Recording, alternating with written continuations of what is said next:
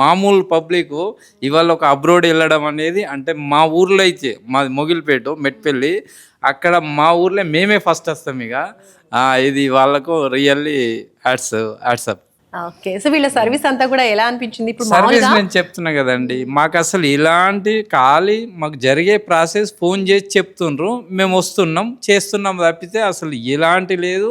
ఇప్పటికి ఖర్చు మేమేం డబ్బులు పే చేయలేము, అంతా వాళ్ళే 43 lakhs శాంక్షన్ అయింది.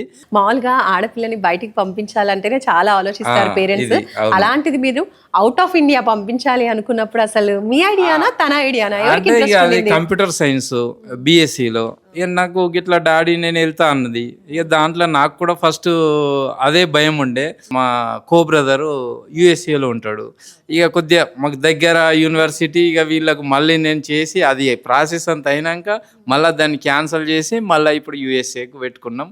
అది కూడా సక్సెస్ అయింది. మీ హ్యాపీనెస్ ఇప్పటికే తెలుస్తుంది మీ మాటల్లో.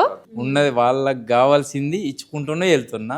ఇప్పుడు ఇది కూడా నాకు పెద్దదే, కానీ వీళ్ళ ద్వారా చిన్న సమస్య అయింది అన్నట్టు. సో ఇప్పుడు మీకు లోన్ వచ్చింది అంటున్నారు కదా, ఇది కొలేటరలా నాన్ కొలేటరలా అండి? నాకు ఎలాంటి ఆస్తులు లేవు. ఒక నా గ్రామంలో ఇల్లు ఉంది. అడిగారు మీకు ఏముంది అంటే ఊర్లో ఇల్లు ఉందన్న.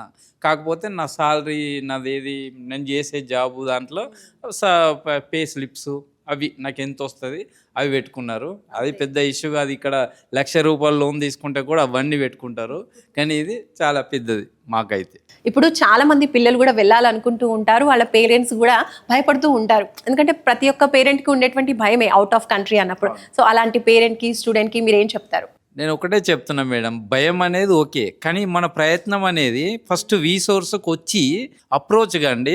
మీకు వీలైతే ఓకే, లేకుంటే మీ స్టడీ మీది. నేను చెప్పేది అది. ఇప్పుడు మనం ఇంట్లోనే కూర్చొని ఇది అంత ఏదో రాంగు అనుకుంటే అయితే కుదరదు. దయచేసి చదవాలనుకునే పిల్లలకు భవిష్యత్తు ఇవ్వాలనుకునే తల్లిదండ్రులు ఖచ్చితంగా వచ్చి ఒకసారి సోర్స్ వల్ల చూడండి అంతే.